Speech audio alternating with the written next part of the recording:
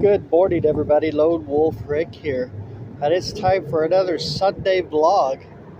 Here I'm at the park outside of New York, New York, watching the birds fly around and enjoying themselves.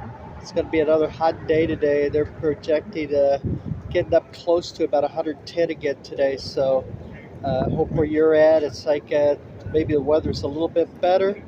And hopefully it's a little bit cooler anyway, and if not, please stay cool, stay hydrated.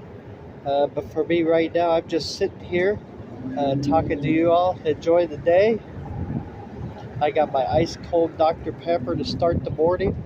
Don't drink coffee, so this is I guess my pick-me-up. You know, either this or Mountain Dew in the morning. It's like one or the other. There's lots of caffeine.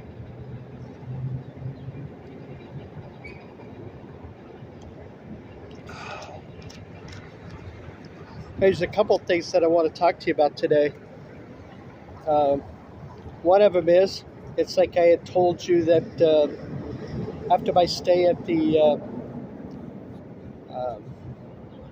Ellis Island, drew a blank there for a minute, and I had to run it with security. It's like you know, and a thing just recording a sign from a food place. I'd actually received an email from one of the management. It's like at the Ellis Island. It's like apologizing. But let me. I'm going to read the email to you, and then we'll kind of take a couple of minutes to talk about it. The second thing I want to talk about is my experience at the old Maxim Hotel that was on Flamingo, where the Westin is right now. My experience of working there, and my experience of working, there was a crime that happened there. I worked with the Vegas CSI team, and I'll go over that. It's like actually testified at a trial and for that case, so we'll talk about all of that also. But let me read this email to you that I got from Ellis Island, apologizing for the way that I was treated. It was from a person named Nick. I won't tell you his last name, but he's kind of the over casino marketing there. Anyway, it says, it's from Nick, and he's introducing himself. He goes, I'm over casino marketing and lead our casino influencer program on property. I was made aware of your recent video regarding Metro Pizza and the issue with our security team. I want to sincerely apologize for that. That is not the way that situation should have been handled. And I'm sorry you were on the receiving end of that regarding the food and beverage. It's like a thing, and then he starts talking about, it's like, you know, thing, it's like in food and beverage, it's like you can record or film anything you like in that property, but it's food and beverage. It's like a thing. He also goes on to say there is a light approval process for casino content, but I'm happy to help with that. Now, the problem is, it's like the thing, I wasn't filming any casino content, made no attempt to film any casino content, made any indication that I wanted to film casino content. That's neither here nor there. He's just stating it's like what his what he does, and it's like what their policies are. And he then says, it's like, if you would kindly accept my invitation, I would like to invite you back to have lunch with me as an apology, and to connect with you personally. I would also love to go over what we could do for our influencers, friends. It's like at Ellis Island, and approve me as an influencer with us to capture the content that you wish. My goal is to provide our influencers connections with a platform to capitalize great content and help them grow their channels. And then it's like, I apologize once again. It's like, let me know what's good for lunch, you know, so on and so forth. And he's talking what he was talking about. I think it's like, you know, number one, it's like they need to work to train their employees probably a little bit better. Uh, if that's not how it should have been handled, then obviously it's like the staff needs to be told how it should be handled. The second thing is, so it's like, if I had no, what am I looking for? If I had no YouTube channel, let's say, and I was just an old guy that, a tourist, old guy walked into the place, and I'm like, hey, here's a pizza place. Hey, here's a cool site. It's like, hey, let me take a picture of that. And I had security come up on me. It's like, the way they did, it's like the thing. I would be one of those silent people that would just never go back. And I think that's what they need to focus on is, not people like me. It's like, the quote unquote influencers. I've never considered myself an influencer. And, if people looking for me to influence them, it's like they may be in trouble. But, it's like the bottom line is, it's like the thing, it's like if I'm just an old guy walking in and I did that, it's like, me and old Ma, it's like the thing, and we're taking a picture of a site because the site looks pretty cool and it was handled that way, I wouldn't go back. So, will I take him up on his lunch? Probably not. I mean, honestly, it's like it's like if they just train their employees better, it'll probably be better than that. It's like, will I ever go back to the property? But you never say never, right? It's like, but honestly, I don't have any, real desire to. It's like, I know the food is supposedly very, very good. It's like everybody tells me the barbecue's very good. And I know it's like I was there years and years and years ago. It's like I used to go there a few times. And, the steak special is supposedly very good. But, realistically, I'm not sure it's like I'll actually go back there. So anyway, that's the story on Ellis Island. And I told you all that I would let you know that. It's like that I did. So now let's talk about the Maxim Hotel. For those of you that are new to the channel, it's like, the old timers, it's like, the thing, it's like in a channel, it's like, I've heard some of this story before. But for the people that are new to the channel, uh, I've been in hotel management here in the Vegas area I was in it for quite a few years.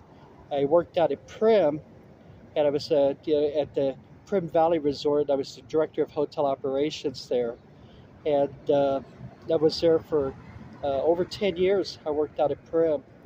And once my wife passed away, I had stayed out there about another year after that. And, it just kind of wasn't the same. And so on and so forth. So anyway, I left there. It's like I left there. It's like in 1999. And I just took time off. It's like I just needed to kind of regroup. And I'll be honest with you, it's like, once she passed away, it's like I kind of threw myself into, my daughter was living, it's like with her grandmother, it's like my wife's mom. And I just threw myself into my work, and I ended up working 16 hours a day, not including the hour driving out there and the hour driving back. So that's a time for another story for another time, whatever. But after I left there, I just took time off. I took I don't know, 6-8 months off, and just didn't do much of anything. It's like I was going to travel, but then it's like that wouldn't have been fair to my daughter. It's like, so I just took time off to kind of recharge the batteries and everything. So after that, it's like, in the year 2000, I had an opportunity to go to work for a bankruptcy trustee. The Maxim Hotel went into bankruptcy and actually it closed down. And this bankruptcy trustee had reopened the property back up. Gaming was not open. It's like there was no gaming there, but the hotel was reopened back up. The restaurant was reopened back up, and it's like the meeting rooms were reopened back up. So it's like, they had that stuff going on there. I was brought in. It's like, and I worked on. It's like setting up the systems for the camera, the surveillance equipment and everything. And I got that set up. It's like for them, and was just kind of basically put in charge of it. Um, yeah, they had an old system. It's like for surveillance. They had like old VCRs. It's like it's like stacked up and everything. So every 8 hours, you had to change the tape. They had like 8 hour like VHS tapes. So you just change the tapes every 8 hours. So the Maxim, it's like the thing was built in the '70s. There were no cameras on the hotel's floors. So the only cameras were it's like they at the entrances into the property. Of course, all the gaming areas, but there was no gaming there. And the elevator foyers, it's like, going up to the floor so we could capture it's like everybody. They did have electronic locks at that time, so when you checked into the front desk, you got the electronic key and everything, and all those came into play. So a few months after I was there, um, there was this couple that checked in, um, and they checked into a room for a couple of nights, and she, I guess, was quote unquote lady of the evening, and they went over to Ellis Island, or she went over to Ellis Island. It's like and she picks up a guy over there, and is going to bring him back over to the hotel room at the Maxim Hotel. So she picks him up at Ellis Island. They bring him back to the Maxim Hotel. Or she brings him back to the Maxim Hotel. They're going up to the room. Now the guy who was with her, he is in the room, and I guess he was probably hiding in the bathroom. And they go into the room, and it's like they're starting to get busy or whatever the case is. The guy comes out of the bathroom, and because they're going to roll the guy, they're going to rob him and do whatever to him. It's like it turned physical and it turned violent. And the guy, it's like the thing that got picked up and taken over there, and the other guy and the girl, they all got into a big fight. And the guy that got picked up, it's like if they was getting beat up. The guy that was in the room that checked in took a chair, hit the guy over the head with it, fractured his skull, and killed the guy in the hotel room. Now, after that happened, it's like, the man and woman, it's like that checked into the room, they leave, and they come back a little bit later with all these Walmart bags. It's like they full of bleach, trash bags, so on and so forth. It's like all these cleaning supplies and a thing, because I guess they're going to clean it up and whatever. So they take the guy that they had killed, and they wrapped him up in trash bags in the room, and they put him, they hid him under the bed. Now they cleaned the room the best that they could, but the carpet in the room, they couldn't get the blood out of the carpet. So they get everything done. They check out that evening. It's like after being there for one day, they were scheduled to be there for 2 days. They check out, they leave. Housekeeping goes up to clean the room. It's like, the thing, they see what they thought was grape juice on the carpet. So they go in, it's like they put the room out of order, and the room sat out of order for a few days. It's like waiting for the carpet shampoo crew to come in and clean the carpet in the room. So 2-3 days later, the carpet cleaning crew comes in to clean the carpet in the room. They're moving the furniture. They move the bed, and underneath the bed, it's like they find the body. It's like the thing. It's like the maid was in the room. It's like she's freaked out. Now he's wrapped up in garbage bags. So,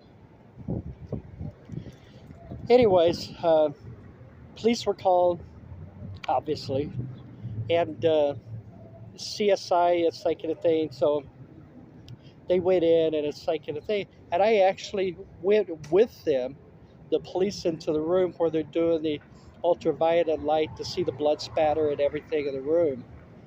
And so the next step was, it's like, okay, we need to set up the case for the people who are in the room. It's like we got all that information and stuff.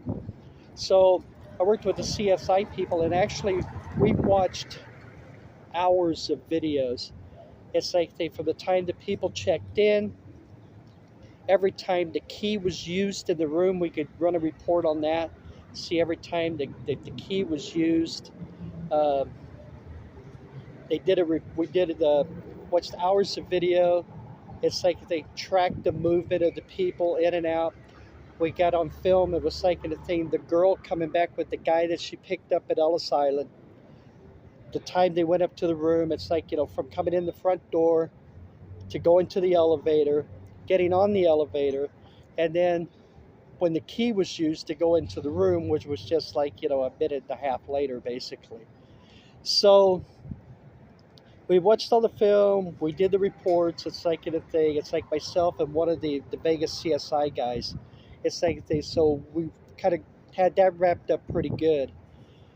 So now it's like, the thing, it's like, as luck would have it, about a week later, a little over a week maybe, the couple is picked up for something else that they had done. It was like a thing in Texas, and it came across.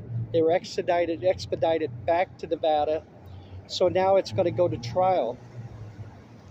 And I met with the district attorney, the assistant district attorney, as they're setting up the case against these people. They're trying to get the girl to turn on the guy, her boyfriend. It was like, the thing is, she never would do it.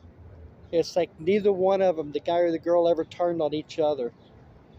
So anyway, so they end up going through. We end up getting, it's like, it's like they're formulating the case. We have to go back. It's like a thing, and it's like, so I got back with the CSI guys, and we're watching the film again to refresh everything. It's like, and to get all the time, make sure all the times are right, make sure everything's right. It's like for the case and everything. So now it's going to go to trial. She goes to trial first.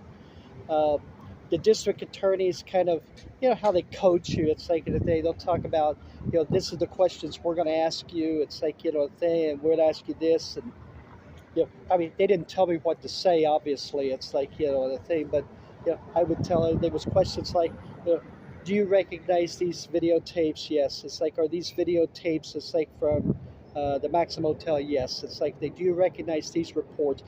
Those types of things. It's like, are they from the Maxim Hotel? Yes. It's like, it's like, were you there with the officer when he was watching the videos? It's like, yes. It's like, so now they didn't have me testify anything that was seen on the videos, because they would leave that to like the police officer or the CSI officer to like go through and do that. But so anyway, so the trial starts.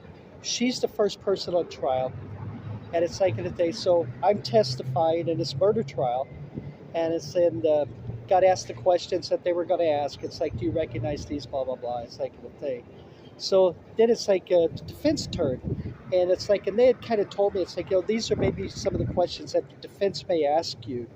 It's like in a thing, because they kind of thought maybe the defense would like call me in to like do a deposition or whatever. They never did. So anyway, it's the defense's turn to like to talk to me, and it was like, the thing, and it's like, and basically the defense was, it's like, even though things are on video or whatever, the defense says, did you personally or physically see these people enter and exit the hotel? No.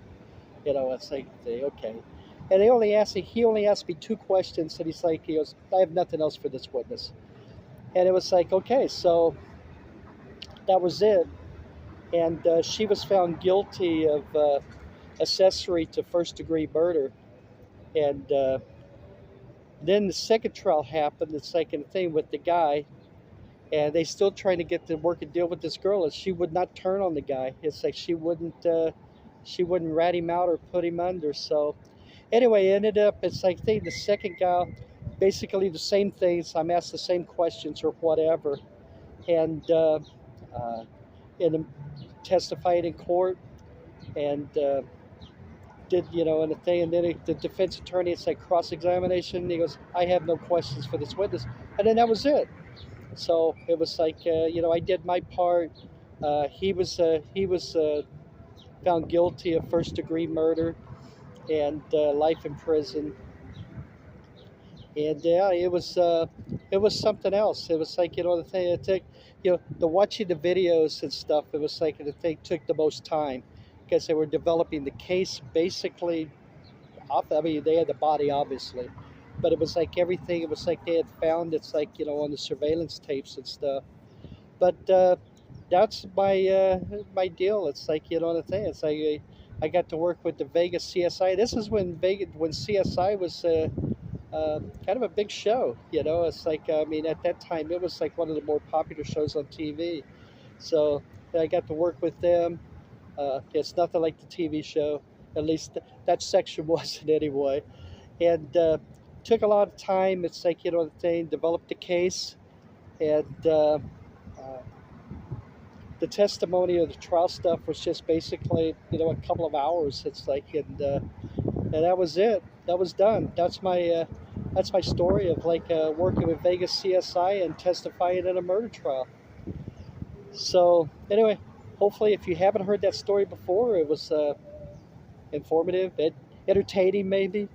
But that property now, the Maxim Hotel, it's still there. It's on Flamingo Road. It's now the Westin Hotel. And it sits kind of behind the Cromwell and right across the street from the Horseshoe. It's like on Flamingo. So anyway, thank you very, very much for joining me today. It's like I appreciate y'all. I appreciate y'all watching. I really do. And hey, take care, okay? It's like, take care of yourselves, please. Uh, it's like times are kind of tough. It's like who knows what other kind of sicknesses are out there. So everybody stay healthy, please. And I'll see you all in the next video. Hey, take care of yourselves, everybody, okay? Bye-bye, everybody.